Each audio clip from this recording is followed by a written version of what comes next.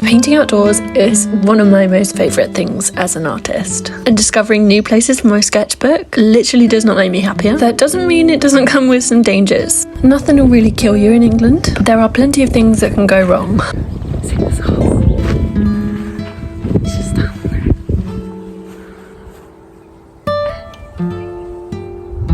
I know. I reckon he probably would sit still for his portrait, but large animals spook me a little bit, so I'm not too keen to hang around for that long. This girl knows her limits, and large animals is one of them. So it actually wasn't large animals today that caused the problem, but we'll get on to that. First, this extraordinary beauty. I do live in London at the moment, so these kinds of green, quiet spaces are few and far between. So coming down to Cornwall is really special. I've got like two options for painting here. It's down here, or I could get more of these incredible trees. Look at the wild garlic all leading down to the street. Like, this is the snapshot. Decisions. It's actually maybe too much to paint in one sitting. Like, you have to think about how long it's going to take you, and I've probably got an hour and a half maximum before the daylight's gone. So there's this view instead down by the stream that's probably a bit more a close-up of like the stream and the wild garlic and the little leaves, and I think that might make for a better painting today. I bought this giant roll of paper, which is probably a bit ridiculous. So instead I've got a smaller A3 piece of paper today, which is still a lot to paint in one sitting. Like, I'm definitely going to try and use my bigger paintbrushes so I can get more stuff down on the page. Oh wait, look, no, she uses a smaller one, which is maybe part of the problem today.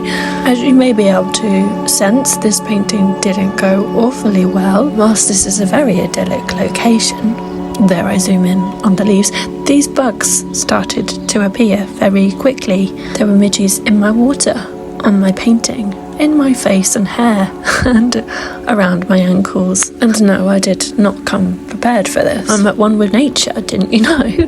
But I will literally do anything for painting, so having bugs gnaw at my skin is fine. So I carried on. This painting palette, by the way, is my absolute favourite thing I've ever bought. The Daniel Smith watercolours are expensive, but they're totally worth it. They're so much more pigmented, so you don't use as much paint, and a lot of these colours granulate, so you get a really beautiful watercolour texture. Highly recommend. They have a few different sets depending on the kinds of things you paint, which gives you a different range of colours. I think a big mistake with this painting was not only using brushes that are too small, but going in with too dark colours too soon. I really think I should have laid down more of a mid-tone and tried to establish more of the composition before going in with such dark paint. I find it's always a fine balance, because if you don't go too bold with your colours, you end up having to go over them again, and I think those layers can look quite muddy quite easily, and then you lose the kind of loose freshness of the painting. But here I think it just establishes a quite dark base tone, and then the rest of the painting becomes quite dark with it and muddy. I mean, even though it is essentially painting mud. So you lose the composition, I think.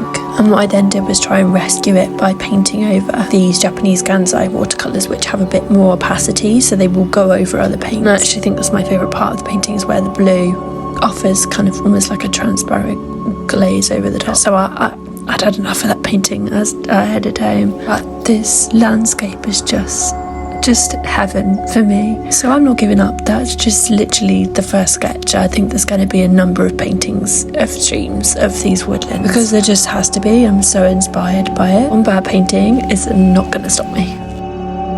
So I've now come back home, and using that first sketch as a sort of starting point and revisiting some of the photos and videos I took from the day, I'm starting a new painting. There's a couple of things I'm going to do to try and make it more successful. I think the first is not to go in with those super dark colours and try to build that depth later on in the painting. I've still started with the shadows, but I'm not committed to them because they're not you know, super dark, black almost.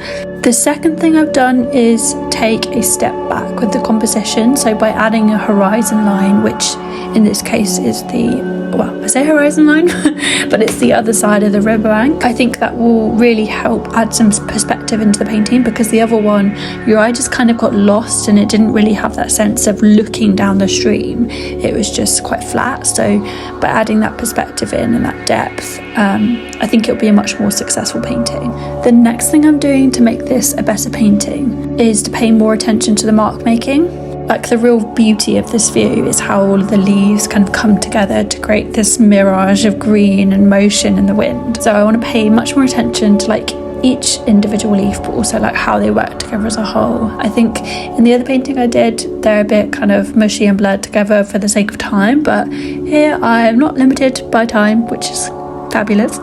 So I can really go to town on all those details.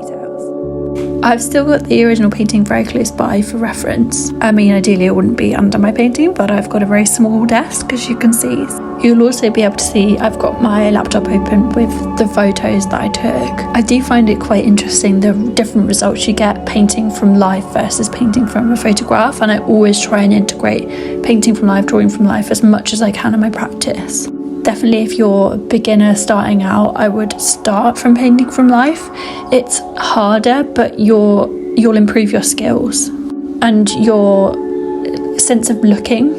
Like when you have a photograph, that kind of editing of what your view looks like and what the focuses are and what the most important parts of the composition are is already decided for you, because the photo has done that. It's a very 2D flat image that you can't really manipulate. Whereas when you're painting from life, your eye constantly moves between all the different things in front of you. You decide how to frame the painting, because you know what you can see isn't a rectangle flat on a page, so you've got to make all those choices. And what I really don't want to do with this painting is lose some of that liveliness, I think, that comes from painting from life. Like, yeah, I don't think the painting is very good, the one I did by the river, but I still think there's something a little bit too stifled about completely copying a photo straight out. So I hope to just use photography as a guide and a reference for my work, and not necessarily something that I want to paint by numbers. So I realise I've probably not really even shown the finished painting from the river at this point. I'm not really happy with it, but you should see. So I hope you can kind of get what I've been saying about how it looks quite flat, like unclear what the sense of perspective or depth is with it, and like some of the colours are quite muddy, that kind of thing. So I'm really trying to bring that clarity and depth back into the piece of work.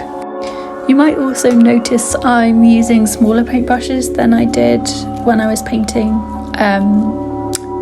by the stream, and I think that does impact the end result of the painting quite a lot, because you make naturally very different marks with a smaller paintbrush than you would with a larger one.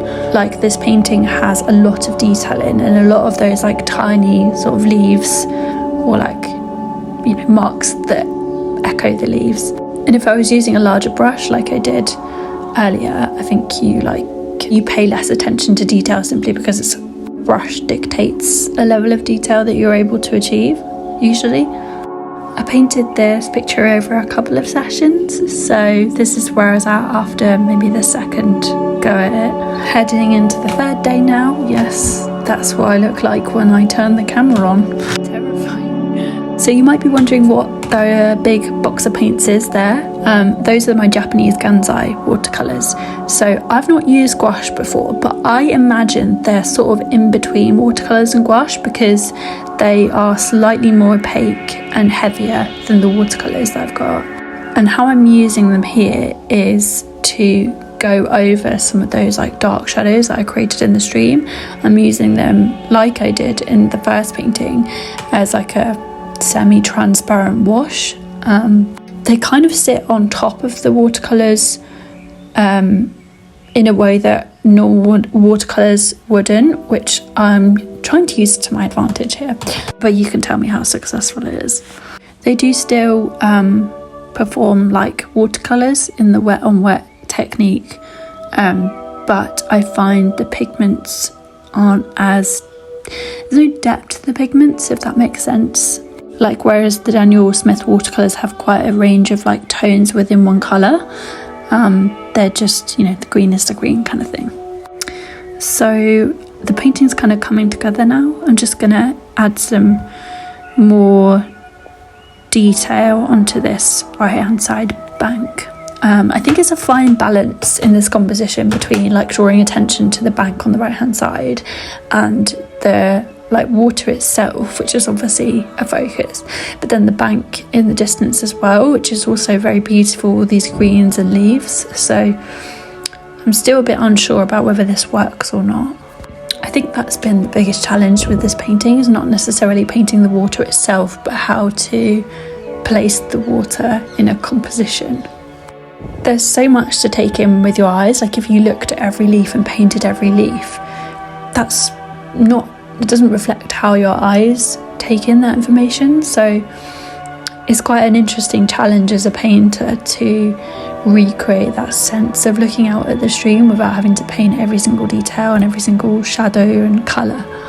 And yes, I do use my fingers sometimes if I make a mistake. For some of the shadows in the rocks, I'm introducing a bit of a purplish tone. So I've mixed the purple with a bit of the green. Because it's not brown, it really is kind of a purplish hue. And I'd like to think that the purple contrasts against the green more than like a brown would, so keeps it more interesting. It would be so easy to overwork this painting, so there's a real fine line between like adding enough detail and just overdoing it. So I'm just going to add a few more of these sort of minty coloured leaves into the bank, and then I think we're done. So this is the finished painting, which is really still a work in progress because I'm not 100% happy with the composition. The side of the painting is a little bit disjointed from the rest of the painting. These are all quite fluid, sort of round marks, and this is quite a different style of mark making. And I think that's actually not the focus of the painting. The focus of the painting should be on the water and kind of leading your eyes down the stream. This is essentially a sketch for a larger painting that I've got in mind. And I think for the larger piece, I will sort of shift the composition and almost like cut some of this side off, this bank away, and just focus more on the water. This is the size of painting that I want to get to, so it'll be landscape. So the same size as this painting I've done. So I want to make sure it's right before I commit to this, because this will take a long time and I don't want to get it wrong. So that's a lot to take in. So I think the best thing to do will be to make another video where I start the larger painting. So I hope you've enjoyed this journey so far to create something. Please do like, subscribe, share, comment, all that nice stuff. Your support is much appreciated.